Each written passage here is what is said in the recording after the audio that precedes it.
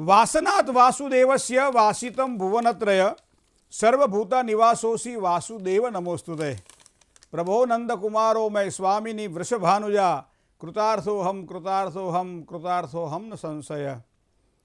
આપણે ભગવાન શ્રી હરિને યાદ કરતા હોઈએ છીએ, ભગવાન શ્રી નારાયણને યાદ કરતા હોઈએ છીએ, પુરાણ પુરુષોત્તમને યાદ કરતા હોઈએ છીએ, પૂર્ણ પુરુષોત્તમને યાદ કરતા હોઈએ છીએ.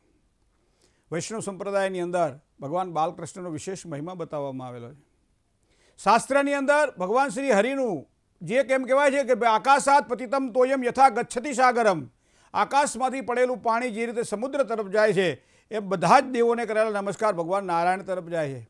તો આકાશાત પતિતમ તોયમ યથા ગચ્છતિ સાગરમ સર્વે દેવા નમસ્કાર કેશવમ પ્રતિ ગચ્છતિ, ભગવાન કેશવ તરફ જાય છે. તો આજનો દિવસ એવો છે કે જેમાં આજથી ભગવાન પોઢી જશે. આજે અષાઢ મહિનાના શુક્લ પક્ષની એકાદશી એટલે 11, અને આ 11ને આપણે દેવ પોઢી એકાદશી તરીકે ઓળખીએ છીએ. તો આ માંગલિક પ્રસંગો હવે પછી એમ કહેવાય છે કે બધા બંધ થઈ જાય, ધાર્મિક પ્રસંગોની શરૂઆત થાય. એનું નામ છે આ ચાતુર્માસ. ચાતુર વત્તા માસ, 4 મહિનાનો સમૂહ. તો અષાઢ મહિનાના શુક્લ પક્ષની એકાદશીથી માંડી અને કારતક મહિનાના શુક્લ પક્ષની એકાદશી સુધીનો જે સમય જે છે એને આપણે ચાતુર્માસ કહીએ છીએ.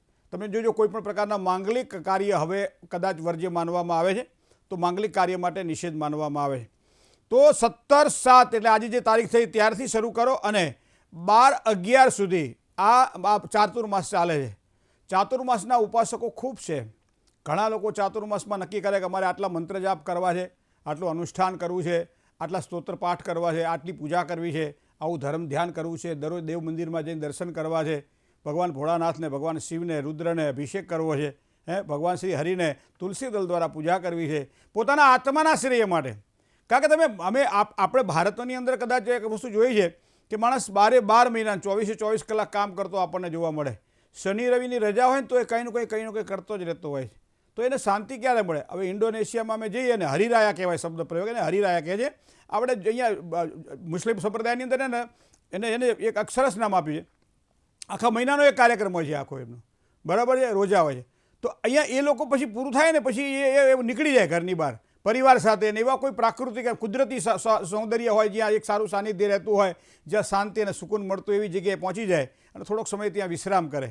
શનિ રવિની રજા આવતી હોય તો પણ ત્યારે આ પ્રદેશમાં આપણે જોઈએ છીએ કે લોકો શાંતિથી પોતાની રીતે મોજ કરતા હોય છે. હા, આપણા ગુજરાતીઓ પાછા જ્યાં જાય ત્યાં કામ જ કરતા હોય છે. આ વસ્તુ ખરી, પણ મને લાગે છે ત્યાં સુધી ભગવાન પોઢી જવાનો મતલબ એવો થાય કે હવે પછીનું જે મહેનત છે એ ખેડૂતોની મહેનત છે, અને ખેડૂતોની મહેનત એ પોતે કરે અને પોતે સારો પ્રભાવ પાથરે. પાંડુરંગ આઠવલે શાસ્ત્રીજી દાદા કહેતા હતા કે હવે ભગવાન સૂઈ જાય છે અને ખેડૂતોએ જાગવાનું છે. હવે ભગવાને જવાબદારી તમને સોંપી દીધી કે આ 4 મહિના તમારે કામકાજ કરવાનું છે. તો અહીંયા એમ કહેવાય છે કે બલિરાજાએ જ્યારે યજ્ઞ કર્યો અને ભગવાને વરદાન આપ્યું ત્યારે એમ કે પાતાળ લોકની અંદર પરમાત્મા 4 મહિના દરમિયાન પોઢી જાય છે, અને આ 4 દરમિયાન ભગવાન જ્યારે પોઢી જાય ત્યારે એનું જે કહેવાય ને કે એનું કામકાજનું જે પદ્ધતિ છે એ ભગવાન શ્રી શિવને સોંપવામાં આવે છે. આવી એક પૌરાણિક માન્યતાઓ છે. પણ મિત્રો તમે જોજો હવે આ ધાર્મિક પ્રસંગોની શરૂઆત તમારે ચાલુ થશે. અષાઢ મહિનાની 11 આપણી આવે એટલે સામાન્ય રીતે આને હરિશયની એકાદશી એટલે હરિશયન કરે છે એટલે આને હરિશયની એકાદશી કહેવામાં આવે છે. એ ઉપરાંત અષાઢી એકાદશી કહેવામાં આવે છે, પદ્મા એકાદશી કહેવામાં આવે છે, પ્રબોધિની 11 પ્રબોધિની એકાદશી કહેવામાં આવે છે. તો પાતાળ લોકમાં પ્રભુ નિંદ્રા અવસ્થામાં નહીં, નિંદ્રા યોગમાં જાય છે. નિંદ્રા આ યોગ નિંદ્રા છે ભગવાનની. તો યોગ નિંદ્રામાં પરમાત્મા જ્યારે પોઢે અને એ સમય દરમિયાન તમે જોજો બધા જ વ્યવહારો આપણને આ સમય દરમિયાન જોવા મળશે.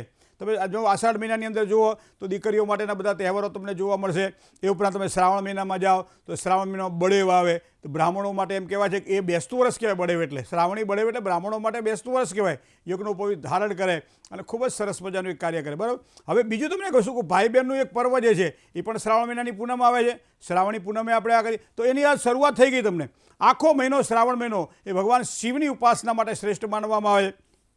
શ્રાવણ મહિનો પૂરો થાય એટલે હવે ભાદરવો મહિનો. ભાદરવા મહિનાના 4થી માંડી અને 14 સુધી ભગવાન ગણપતિની આરાધના કરવાની, ભગવાન ગણપતિની પૂજાપાઠ કરવાના, ધર્મ ધ્યાન ગણપતિ દાદાનો આશ્રય, આ બધું જ કરીએ. એ પૂરું થાય ન થાય અને પછી 16 શ્રાદ્ધ આવે. તો શ્રાદ્ધ પક્ષની અંદર પિતૃઓને યાદ કરવાના. પિતૃઓને યાદ કર્યા પછી જે કોઈ આપણા ઋણાનુબંધમાંથી પિતૃઓને મુક્ત થવા માટે 16 શ્રાદ્ધ નાખતા હોઈએ, તર્પણ માર્જન કરતા હોઈએ, પિતૃઓનું શ્રાદ્ધ કરતા હોઈએ, ઘણી બધી અલગ અલગ વસ્તુઓ આપણે પિતૃઓને પ્રસન્નતા માટે કરતા હોઈએ છીએ. આ સમય દરમિયાન પાણી અરે દીવો કરતા હોઈએ, ઉંબરે દીવો કરીએ, તુલસી ક્યારે દીવો કરીએ અને પિતૃઓને રાજી રાખવા માટે પ્રયત્ન કરતા હોઈએ. ભાદરવો મહિનો પૂરો થાય એટલે ભાદરવા મહિના પછી આવે શ્રાવણ મહિનામાં જોવો 2-3 તહેવારો સારા એવા છે. એક તો જન્માષ્ટમી તમે જુઓ, કૃષ્ણ પક્ષની અષ્ટમી એટલે જન્માષ્ટમી, તો આ પણ શ્રાવણ મહિનામાં જોવા મળે. ભાદરવા મહિનામાં ભગવાન ગણપતિ આવે અને ગણપતિ આવે પછી તરત ને તરત પિતૃઓ આવે. પિતૃઓ હજી જાય ન જાય અને માં ભગવતી પરાંબા પધારે. આકાશમાંથી ઉતર્યા રે ભોળી ભવાનીમાં. માતાજીના એક સરસ મજાના નોરતા આવે અને આ બધા જ તહેવારો જે આવે ત્યાં હોળે હરાદ નવ નોરતા રે વાલમાં અને વિશે દિવાળી ઘરે આવ અને પછી દિવાળી આવે, એમાં ધનતેરસ આવે, કાળી ચૌદસ આવે, દિવાળી આવે, લાભ પાંચમ આવે. અને એમ કરતાં તુલસી પીવા માટે 11 આવે ને ભગવાન પાછા જાગી જાય અને ભગવાન જાગી જાય એટલે આપણે પાછા ધંધે વળગી જવાનું. બરાબર, જે કંઈ આપણા ઘરની અંદર પ્રસંગો ઉજવવાના હોય, જે કંઈ કામકાજ કરવાના હોય, તો આ છે 11થી માંડી 11નું આ 4 મહિનાનું જે પર્વ છે જેને આપણે કહીએ છીએ ચાતુર્માસ. તો એ ચાતુર્માસમાં આજના દિવસે ભગવાન શ્રી જ્યારે હરિ નિદ્રામાં પોઢી જતા હોય, યોગ નિદ્રામાં જ્યારે પોઢતા હોય ત્યારે આપણે શું કરવું જોઈએ? મનુષ્ય તરીકે આમ કહેવાય છે કે ભગવાને કીધું કે દરેકના હૃદયમાં મારો નિવાસ છે.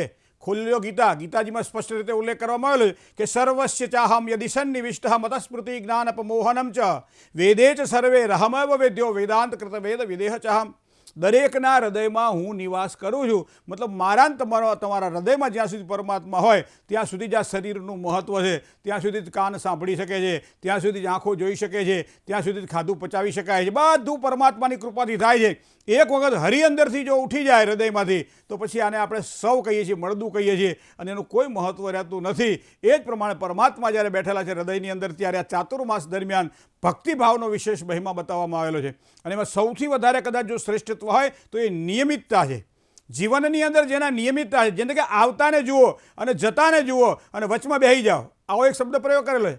આવતાને જુઓ, જતાને જુઓ અને વચમાં બેસી જાઓ. મતલબ આ શ્વાસોશ્વાસની ક્રિયા છે. ઈડા, પિંગલા અને સુષુમ્ના જે નાડી છે ને, એક નાડી આવે છે જે શરીરની અંદર પ્રાણ પૂરે છે અને પ્રાણવાયુ આપે છે અને એક નાડી બહાર એ હવાને કાઢે છે, જેને આપણે કાર્બન ડાયોક્સાઇડ બહાર કાઢીએ એવું કહીએ છીએ અંગ્રેજી આપણે વૈજ્ઞાનિક ભાષાની અંદર. પણ એ રેચક, પૂરક અને કુંભક આ 3 પ્રકારે આપણે કોઈ પણ શ્વાસને સ્થિર કરીએ છીએ એ કુંભક છે. તો આ પ્રમાણે એમ કહેવાય છે કે ઈડા, પીડા અને સુષુમ્ના જે નાડી છે, એક નાડી જાય છે, એક નાડી આવે છે અને એની મધ્યનો જે ભાગ છે ત્યાં બેસી જાઓ. એટલો મતલબ એવો થાય કે પ્રાણાયામ દ્વારા પરમાત્માને પ્રિય થવા માટે પ્રયત્ન કરો, જેના કારણે સ્વાસ્થ્ય સુધરે. તમે જોજો રોગાનામ શારદી માતા. કોઈ પણ બ્રાહ્મણ જ્યારે આશીર્વાદ આપે ત્યારે શું કહે છે? સતં જીવેમ શરદ, સત ઘુ શૃણુયામ શરદ, સતમ પ્રભવામ શરદ, સતમદીના શ્યામ શરદ, સતમ ભૂયશ્ચ શરદ સતાત. શરદ ઋતુ 100 શરદ ઋતુ તમે જુઓ. મતલબ જે વ્યક્તિઓના મોટા ભાગે શારીરિક પીડા, જાણો કે તાવની વાત, શરદીની વાત હોય, કફની વાત હોય, ખાંસીની વાત હોય, ઘણી બધી એવી પીડાઓ છે જે શરીરને એટલી બધી કષ્ટમય બનાવે અને એના કારણે શરીરની અંદર રોગ પ્રતિકારક શક્તિ ઓછી થઈ જાય. અને એટલા માટે મારા તમારા જીવનમાં કંઈક સારું ઉતરે અને એના માટે શાસ્ત્રોએ નિયમ બનાવ્યો. શું બનાવ્યું? કે બને તો ઉપવાસ કરો, ઉપવાસ ન થઈ શકે તો એકટાણું કરો, એકટાણું કદાચ રોજ ન થઈ શકે તો અઠવાડિયામાં 1 દિવસ એકટાણું કરો. તો આ પ્રમાણે કરી તો સારી સફળતાની પ્રાપ્તિ થાય. બીજું કે ભોંય પથારીએ શું, આપણા બેડ કાયમ ભરેલા જ હોય છે, આપણા બેડ આપણા રૂમની અંદર કાયમ હોય છે. બરાબર, તો આવા સમય શું થાય છે? ગમે ત્યારે આપણે એમ તેમ કે 11 જેને કરે ને બપોરે જેને હુવાય ને એવું લીધું છે, ભોંય પથારીએ સૂવું જોઈએ. બીજું તમને કહું, ગાંધીજીના આપણે 11 મહાવ્રતને જો સમજીએ ને તો 11ની અંદર આ મહાવ્રત જે છે આપણા, એક 11 મહાવ્રત કરવા જેવા ખરા. કયા કયા? કે સત્ય, અહિંસા, ચોરી ન કરવી, વણજોતું નવ સંઘરવું, બ્રહ્મચર્યને જાતે મહેનત, કોઈ અડે ન વભળાવું, અભય સ્વદેશી, સ્વાર્થ ત્યાગ અને સર્વ ધર્મ સરખા ગણવા. આ 11 મહાવ્રત સમજી દ્રઢપણે તે આચરવા. એ પ્રમાણે આપણી ચરીની વાત કરીએ તો જે પ્રમાણે આયુર્વેદની અંદર દવા પાછળ ચરી જો તમે પાડો તો રોગ જલ્દી મટે છે. તો ધર્મશાસ્ત્રની અંદર ચાતુર્માસ દરમિયાન પાડવાની ચરી કઈ કઈ છે? તો કે પહેલું, પથ્ય અસત્ય ન બધું, નિંદા બીજાની થાય નહીં, નિજ વખાણ કરવા નહીં સુણવા, વ્યસન કશું એ કરાય નહીં, હું મોટો મુજને સૌ પૂજે એ અભિમાન ધરાય નહીં, અને કરું છું ભજન આટલું જ્યાં ત્યાં વાત કરાય નહીં. આટલી ચરી પાડો તો કરેલા મંત્ર, કરેલા જપ અને કરેલી કોઈ પણ આપણી જે ક્રિયાઓ છે એ સારામાં સારા આપણને ફળ આપે. તો આચાર પ્રભવો ધર્મ, આચારથી ભગવાનની ભજાય છે. તો આચારને નિયમોનું પાલન કરી અને ચાતુર્માસ દરમિયાન જો યોગ્ય રીતે ધર્મ, ધ્યાન, પૂજા, મંત્ર જાપ, ઓમ નમો ભગવતે વાસુદેવ મંત્રના જાપ કરીએ, એક સંકલ્પ કરીએ કે આટલા મંત્ર જાપ હું આ 4 મહિના દરમિયાન કરીશ અને એ પ્રમાણે સંકલ્પ કર્યા પછી જો માણસ આગળ વધે કરે છે તો ચોક્કસ એને સારી સફળતાની પ્રાપ્તિ થાય છે. એટલે ખાસ કરી અને ઉપવાસ ન થાય તો એકટાણું કદાચ રોજ ન થાય તો અઠવાડિયામાં 1 કે 2 વખત જ્યારે પણ અનુકૂળતા મળે ત્યારે એ પ્રમાણે શરીરને થોડીક શાંતિ તમે આપો તો આયુષ્ય આપણું જ લાંબુ થવાનું છે. અને આપણું આયુષ્ય લાંબુ થાય તો મનની પ્રસન્નતા અને શાંતિમાં વધારો થાય. અને એટલા માટે ભગવાન શ્રી હરિ આપણા હૃદયમાં નિવાસ કરે છે કે તારા શરીરરૂપી રથનું હું સંચાલન કરીશ, પણ એનામાં તારું આત્મબળ પણ હોવું જરૂરી છે. આજે એક આપણને શીખ આજની આ એકાદશી સમજાવે છે. જય ગણેશ.